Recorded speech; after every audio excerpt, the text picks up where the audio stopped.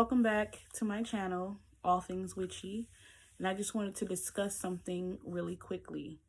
So some ladies and I were having a discussion. A few of them are brand new to their craft. They're still trying to figure things out. And they posed the question, how do they get started? How to get started when there seems like there's so much information and frankly, they're just overwhelmed. So I can remember when I first started practicing for myself, because like I said before, this is something that had been passed down, but in the beginning, it kind of was me sitting on the sidelines and watching and just taking in information. And so now I'm very active.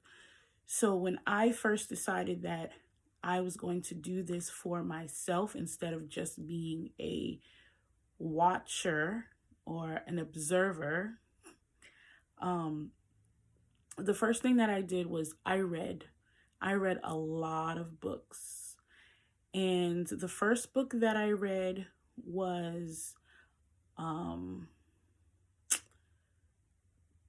Ride a Silver Broomstick, I believe it was. I'll link it down in the description. That was the first book I read.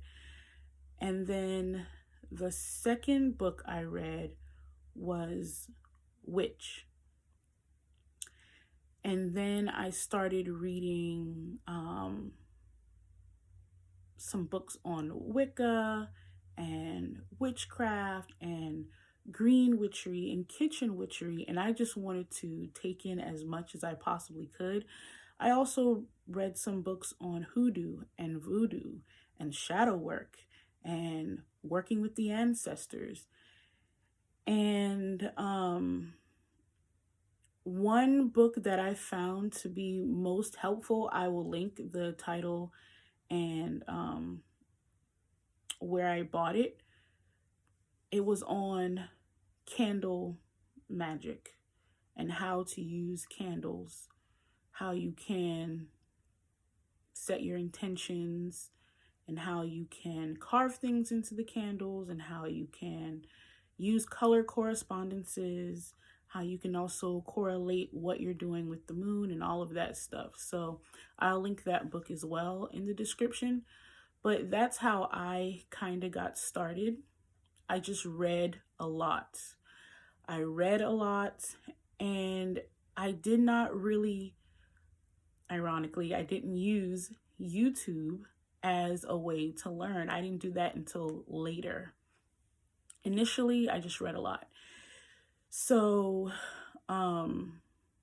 after reading, I decided, okay, I'm going to create my own altar. And for everyone, the altar is going to look different. Mine, I decorated it to symbolize, the wheel of the year at the time, because I followed that really, really closely. So I believe the first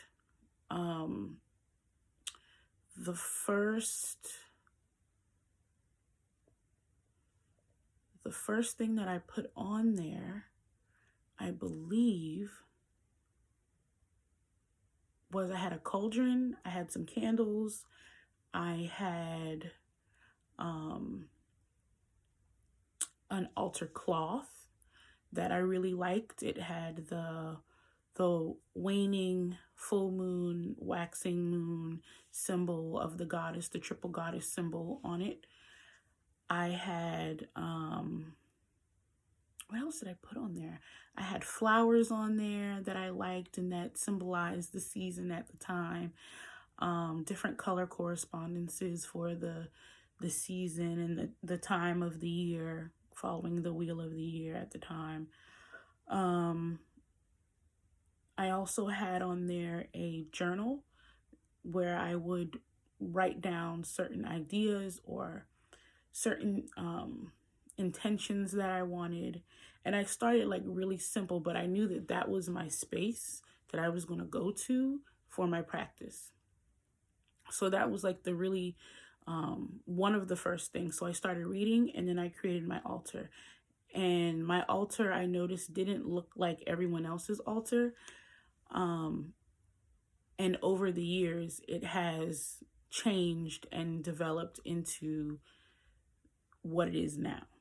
It was pretty simple when it started, and now it has grown. When I created that altar, it was just a tiny little desk that I covered with the altar cloth. Now I have a bigger area that I use. And that area also stores all of my tools in it.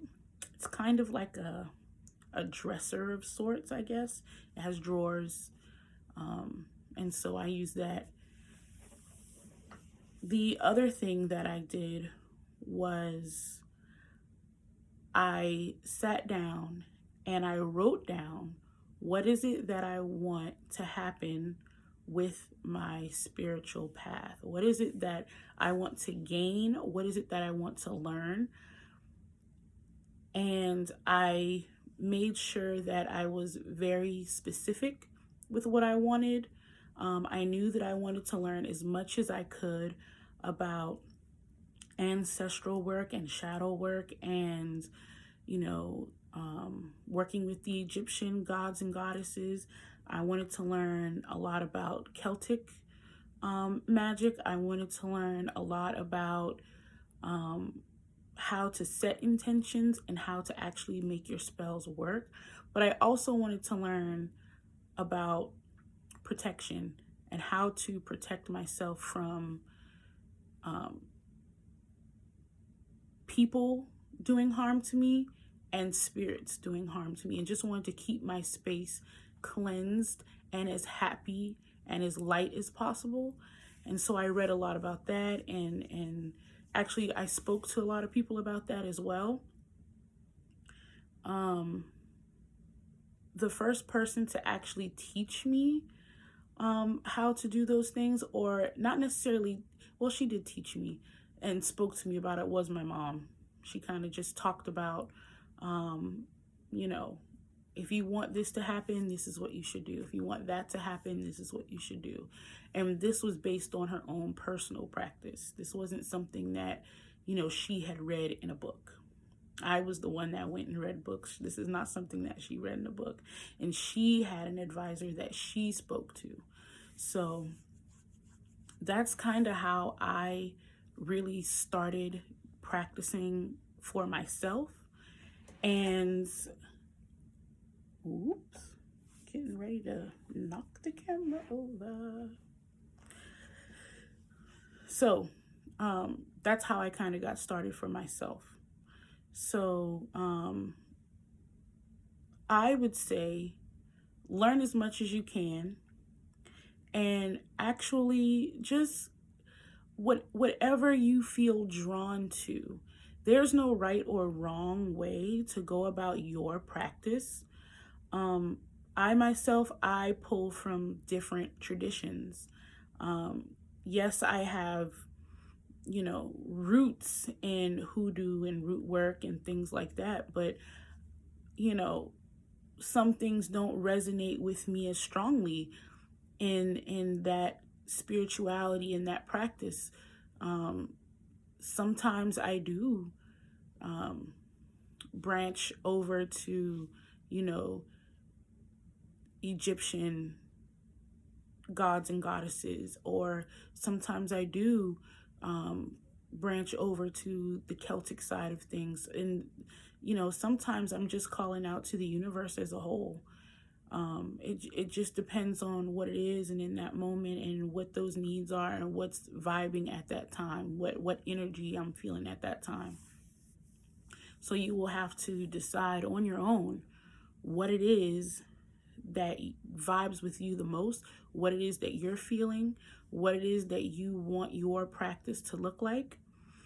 And the other thing is, and this thought just came into my head, is that some people are more into working with others and joining a coven, or, you know, joining a group of like-minded people. Some people, when they start their practice, they only want to work with other women. Some don't mind working with men and women.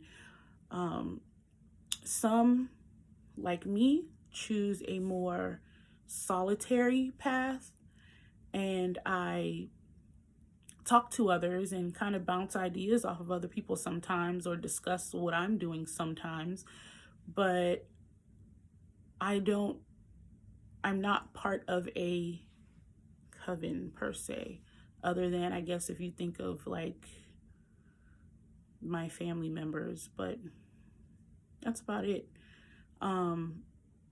The other thing too is a lot of people's practices are very ritualistic. They do a lot of rituals, and you don't have to.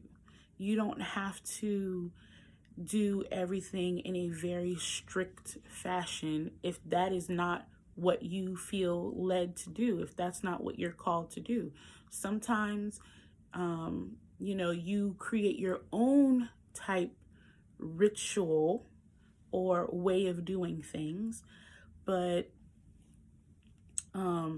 it's not necessary. So as you learn more, as you read about different traditions and different types of practices, then you will learn what it is that resonates with you the most.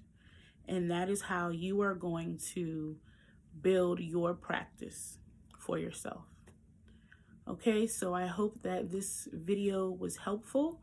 I hope it wasn't rambling too much. So thank you for watching, and don't forget to like, comment, and subscribe. And I'll see you all in my next video. Bye, witches.